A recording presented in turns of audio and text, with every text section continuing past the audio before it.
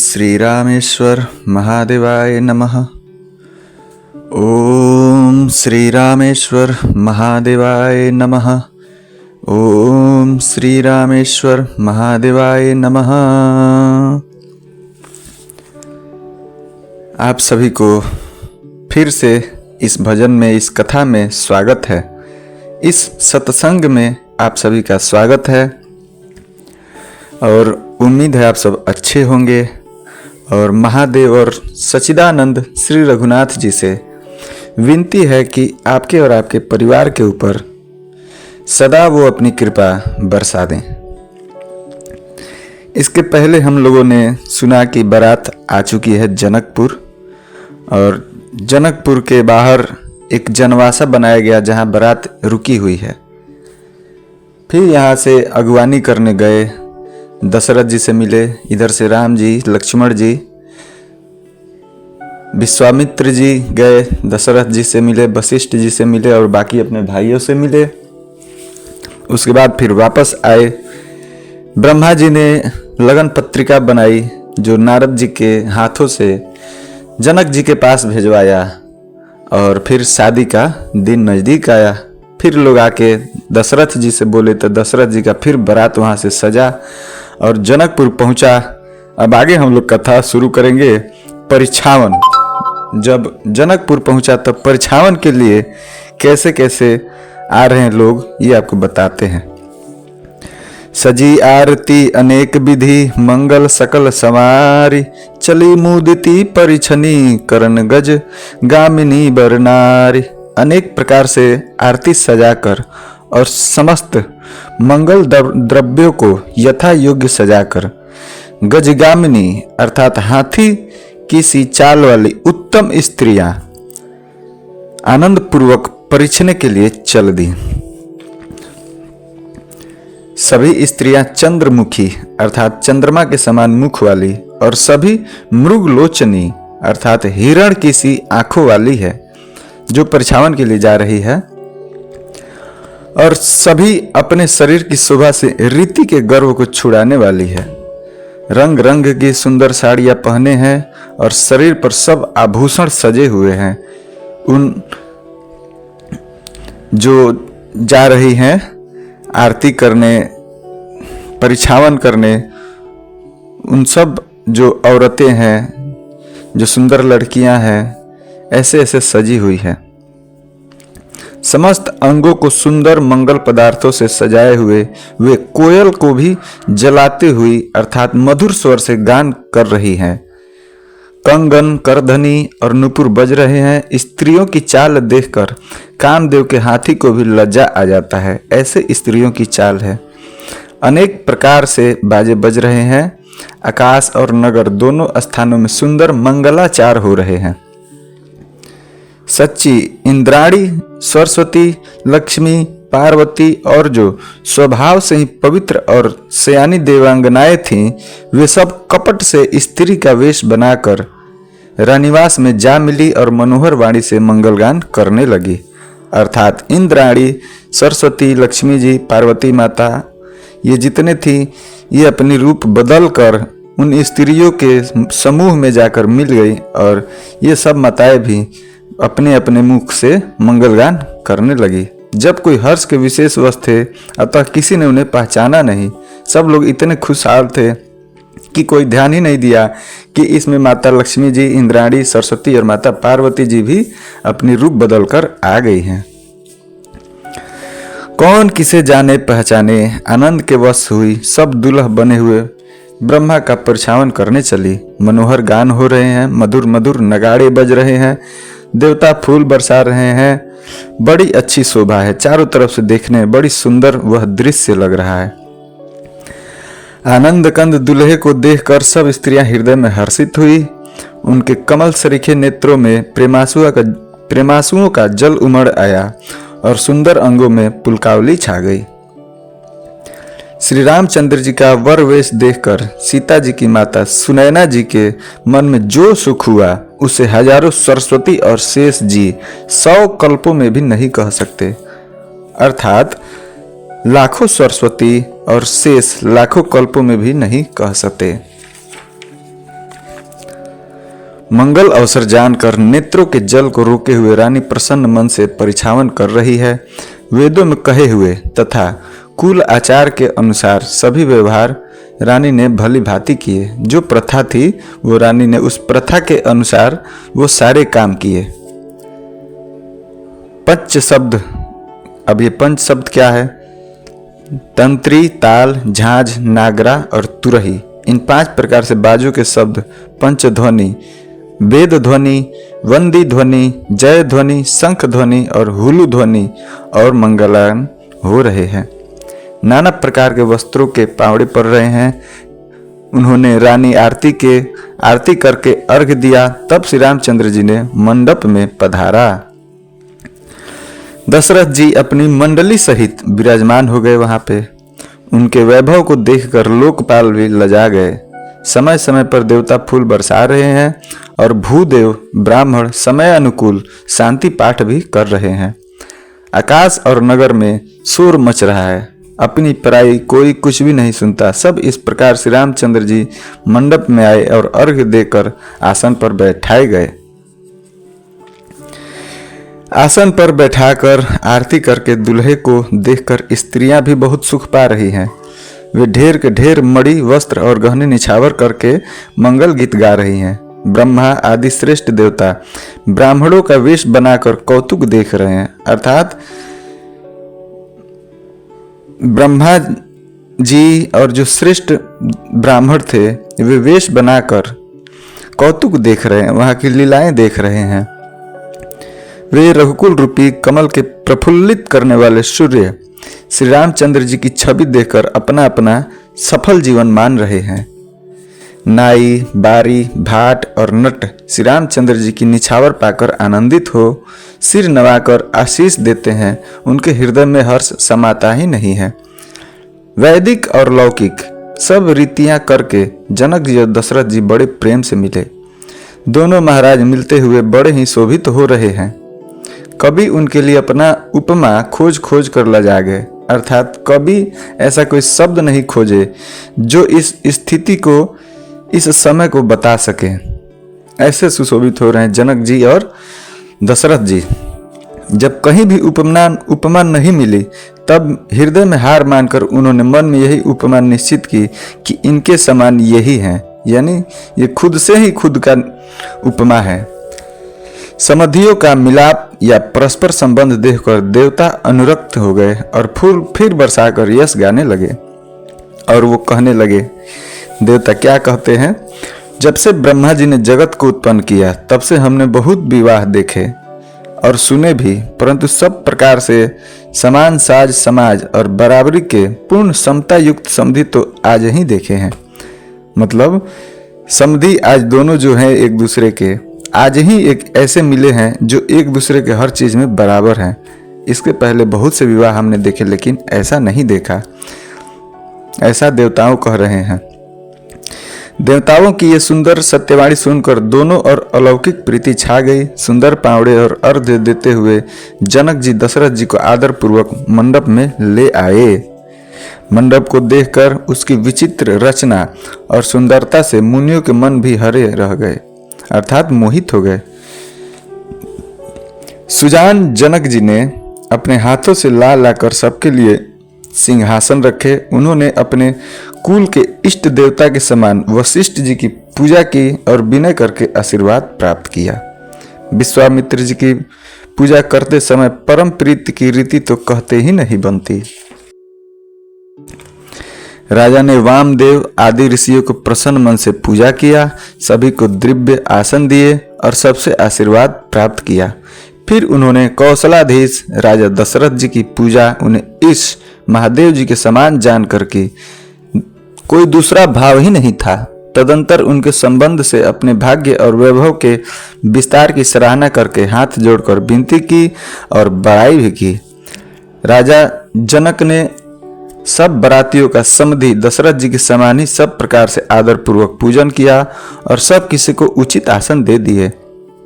मैं एक मुख से उस उत्साह का क्या वर्णन करूं, ऐसा तुलसीदास जी कहते हैं। राजा जनक ने दान मान सम्मान विनय और उत्तम वाणी से सारी बारात का सम्मान किया। ब्रह्मा विष्णु शिव दिक्पाल और सूर्य जो श्री रघुनाथ जी का प्रभाव जानते हैं वे कपट से ब्राह्मणों का सुंदर वेश बनाए हुए बहुत ही सुख पाते हैं। वे सब लीला देख रहे हैं। जनक जी उनको देवताओं के समान जानकर उनका पूजन किया और बिना पहचाने ही उन्हें सुंदर आसन दे दिए। कौन किसको जाने पहचाने, सबको अपनी ही सुध भूली हुई है। आनंद कंद दुल्हे को देखकर दोनों ओर आनंदमयी स्थिति हो रही है। सुजान सर्वस्व श्री रामचंद्र जी ने देवताओं को पहचान लिया और उनकी मानसिक पूजा करके उन्हें मानसिक आसन दिए। मानसिक मतलब मन से ही पूजा किया और मन से ही उन्हें आसन दे दिया। प्रभुशील स्वभाव देखकर देवगण मन में बहुत आनंदित हुए। श्री रामचंद्र जी के मुख रूपी चंद्रमा की छवि को सभी के सुंदर नेत्र रूपी चकोर आदर पूर्वक पान कर रहे हैं।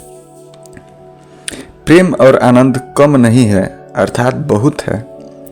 समय देखकर वशिष्ठ जी ने सतानंद जी को आदर पूर्वक बुलाया। वे सुनकर आदर के साथ आए। वशिष्ठ जी ने कहा, अब जाकर राजकुमारी को शीघ्र ले आइए। मुनि की आज्ञा पाकर वे प्रसन्न होकर सतानंद जी चले। बुद्धिमती रानी पुरोहित की वाणी सुनकर सखियों समेत बड़ी प्रसन्न हुई।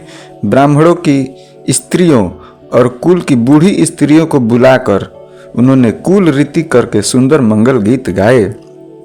श्रेष्ठ देवांगनाएं जो सुंदर मनुष्य स्त्रियों के वेश में है, सभी स्वभाव से सुंदरी और श्यामा 16 वर्ष की अवस्था वाली हैं।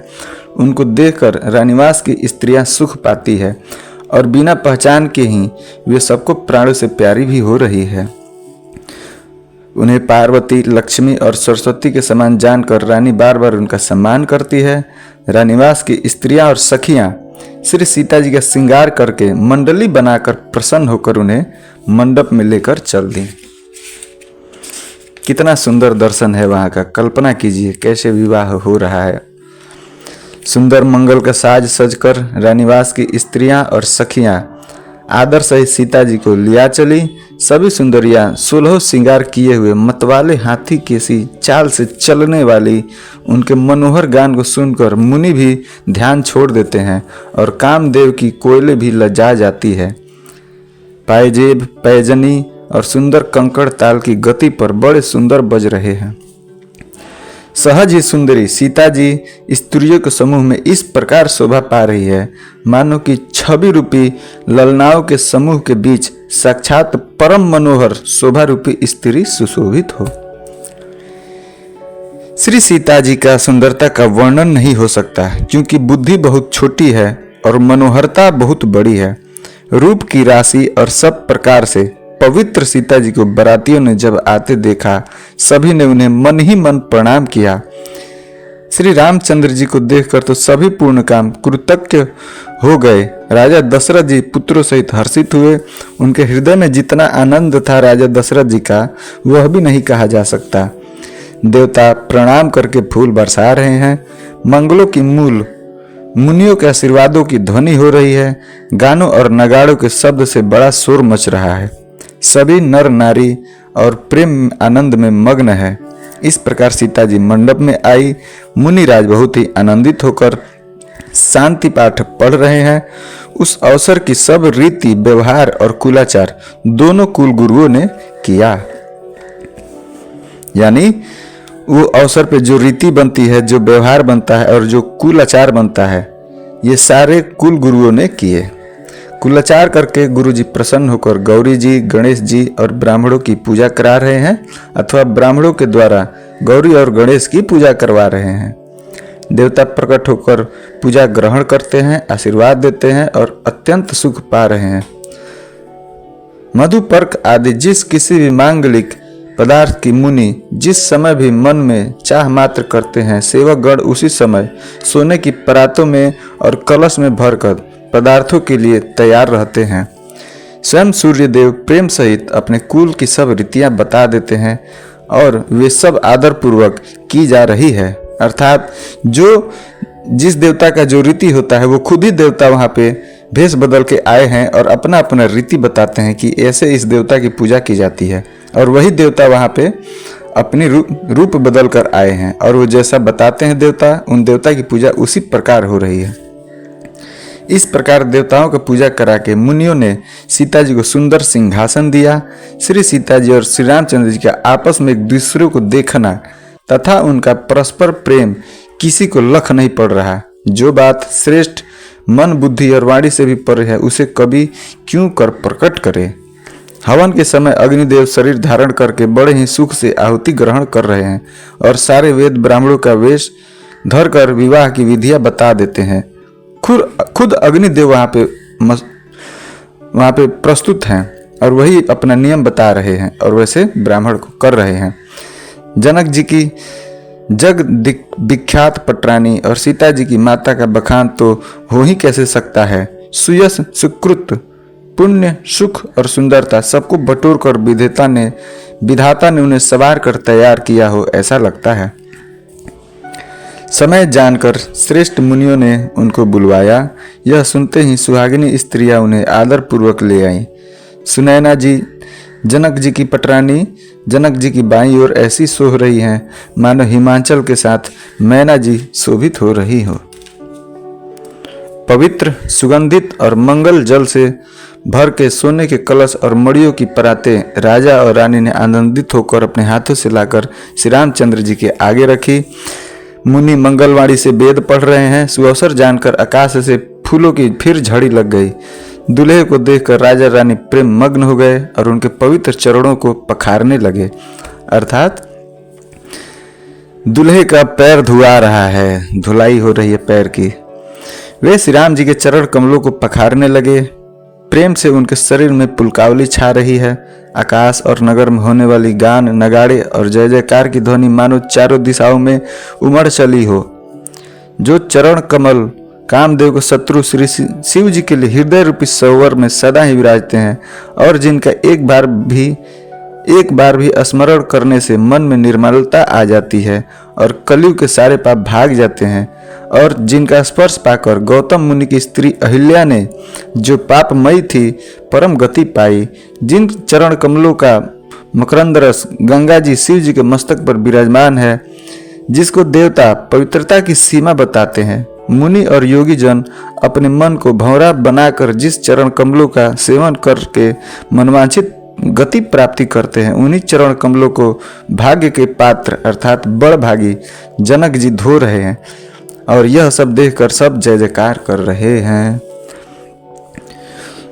दोनों कुलों के गुरुवर और कन्याओं की हथेलियों को मिलाकर शंखोच्चार करने लगे।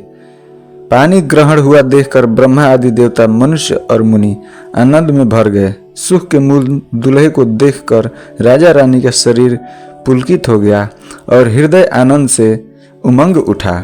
राजाओं के अलंकार स्वरूप महाराज जनक जी ने लोक और वेदों की रीति को करके फिर कन्यादान किया।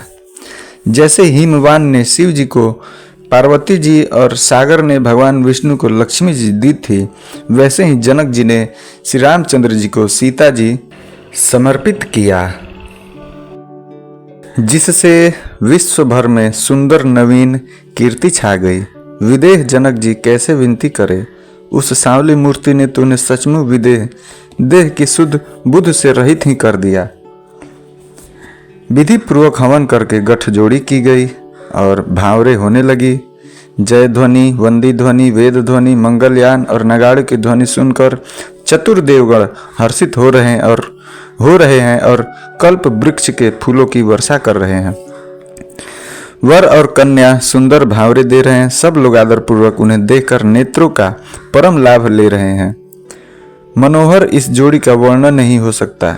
जो कुछ उपमा कहूँ वह थोड़ी होगी, ऐसे तुलसीदास जी कहते हैं। श्री राम जी और श्री सीता जी की सुंदर परछाई मड़ियों के खंभों में जगमगा रही है, मानो कामदेव और रति बहुत से रूप धारण करके श्री रामचंद्र जी के अनुपम विवाह को देख रहे हैं। उन्हें कामदेव और रति को दर्शन की लालसा और संकोच दोनों ही कम नहीं है, अर्थात बहुत है। इसलिए वो मानो बार बार प्रकट होते हैं और छिपते हैं।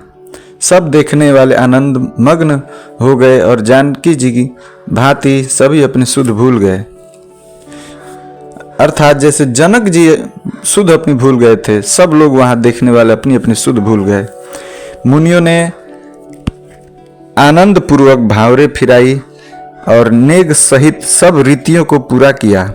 श्री रामचंद्र जी सीता जी के सिर में सिंदूर दे रहे हैं, अर्थात अब सिंदूरदान हो रहा है। यह शोभा किसी प्रकार भी कही नहीं जाती, मानो कमल को लाल पराग से अच्छी तरह भरकर अमृत के लोभ से सांप चंद्रमा को भूषित कर रहा है। यहाँ श्री रामचंद्र जी के हाथ को कमल की सिंदूर को पराग की, श्री राम की श्याम भुजाओं को सांप की और श्री सीता जी के मुख को चंद्रमा की उपमा दी गई है। ये समझने की चीज है। फिर वशिष्ठ जी ने आज्ञा दी, तब दुल्हे और दुल्हन एक आसन पर बैठ गए। श्री राम जी और जानकी जी श्रेष्ठ आसन पर बैठे हैं।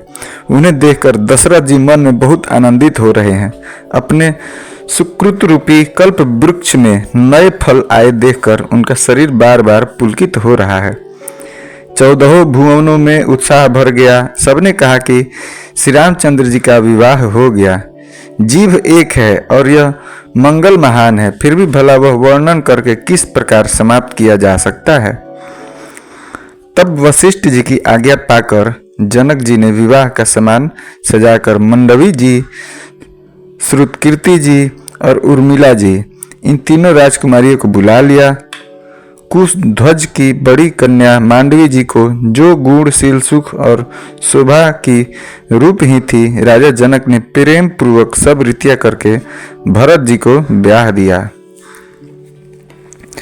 जनक जी की छोटी बहन उर्मिला जी को सब सुंदरियों में शिरोमणि जानकर उस कन्या को सब प्रकार से सम्मान करके लक्ष्मण जी को ब्याह दिया। और जिनका नाम सुतकीर्ति है और जो सुंदर नेत्र वाली, सुंदर मुख वाली, सब गुणों की खान और तथा शील में उजागर है, उनको राजा ने शत्रुघ्न जी के साथ विवाह करवा दिया। चारों भैया का चारों इनसे जनक जी की बेटियों से विवाह हो गया। दुल्हा और दुल्हन में परस्पर अपने अपने अनुरूप जोड़ी को देखकर सकुचाते हुए हृदय में हर्षित हो रही हैं। सब लोग प्रसन्न होकर उनकी सुंदरता की सराहना करते हैं और देवगण फूल बरसा रहे हैं। सब सुंदरी दुल्हनें सुंदर दुल्हों के साथ एक ही मंडप में ऐसी शोभा पा रही है मानो जीव के हृदय में चारों अवस्थाएं। अब ये चारों अवस्थाएं क्या है? जागृत, स्वप्न, सुसुप्ति और तूर्य। अपने चारों स्वामियों, इनके चारों स्वामी क्या है? विश्व, तेजस, प्राज्ञ और ब्रह्मा सहित विराजमान हो। सब पुत्रों को बहुओं सहित देखकर अवध नरेश दशरथ जी ऐसे आनंदित हैं मानो वे राजाओं के शिरोमणि क्रियाओं, यज्ञ क्रिया, श्रद्धा क्रिया, योग क्रिया और ज्ञान क्रिया सहित चारों फल, अब इनके जो फल है अर्थ, धर्म, काम और मोक्ष पा गए हों। श्री रामचंद्र जी के विवाह की जैसी विधि वर्णन की गई, उसी रीति से सब राजकुमार विवाहे गए। दहेज की अधिकता कुछ नहीं कही जाती। सारा मंडप तो सोने और मड़ियों से ऐसे ही भर गया था। बहुत से कंबल, वस्त्र और भांति भांति के विचित्र रेशमी कपड़े, जो थोड़ी कीमत के नहीं थे अर्थात बहुमूल्य थे, तथा हाथी, रथ, घोड़े, दास दासियां और गहनों से सजी हुई कामधेनु सरीखी गायें आदि अनेकों वस्तुएं हैं जिनकी गिनती कैसे की जाए, उनका वर्णन नहीं किया जा सकता। जिन्होंने देखा है वही जानते हैं। उन्हें देखकर लोकपाल भी सिहा गए। अवधराज दशरथ जी ने सुख मानकर प्रसन्न चित्त से सब कुछ ग्रहण कर लिया। उन्होंने वह दहेज का सामान याचकों को जो जिसे अच्छा लगा दे दिया।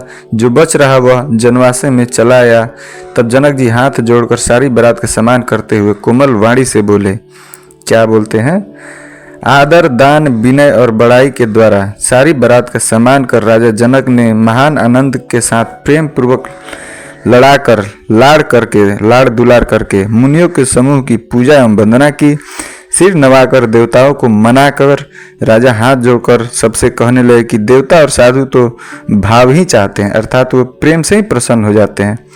उन पूर्णकाम महानुभाव को कोई कुछ देकर कैसे संतुष्ट कर सकता है? क्या एक अंजलि जल देने से कहीं समुद्र संतुष्ट हो सकता है? ऐसे बोलते हैं दशरथ जी। फिर जनक जी भाई सहित हाथ जोड़कर कौशलाधीश दशरथ जी से स्नेहशील और सुंदर प्रेम सान कर मनोहर वचन बोले, हे राजन, आपके साथ संबंध हो जाने से अब हम सब प्रकार से बड़े हो गए। इस राजपाट सहित हम दोनों को आप बिना दाम के लिए हुए सेवक ही समझिएगा। इन लड़कियों को टहलनी मानकर नई नई दया करके पालन कीजिएगा। मैंने बड़ी डिठाई की कि आपको यहाँ बुला भेजा, अपराध क्षमा कीजिएगा। फिर सूर्यकुल के भूषण दशरथ जी ने समधी जनक जी को पूर्ण सम्मान का निधि कर दिया। इतना सम्मान किया कि वे सम्मान के भंडार ही हो गए। उनकी परस्परी की विनय कही नहीं जाती। दोनों के हृदय ऐसे परिपूर्ण है। देवतागण फूल बरसा रहे हैं। राजा जनवासे को फिर चले। नगाड़ी की ध्वनि, जय ध्वनि और वेद की ध्वनि अभी भी बज ही रही है।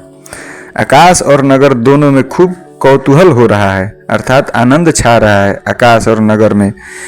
तब मुनीश्वर की आज्ञा पाकर सुंदरी सखियां मंगलगान करती हुई दुल्हनों सहित दूल्हे को लियाकर कोहबर को चली।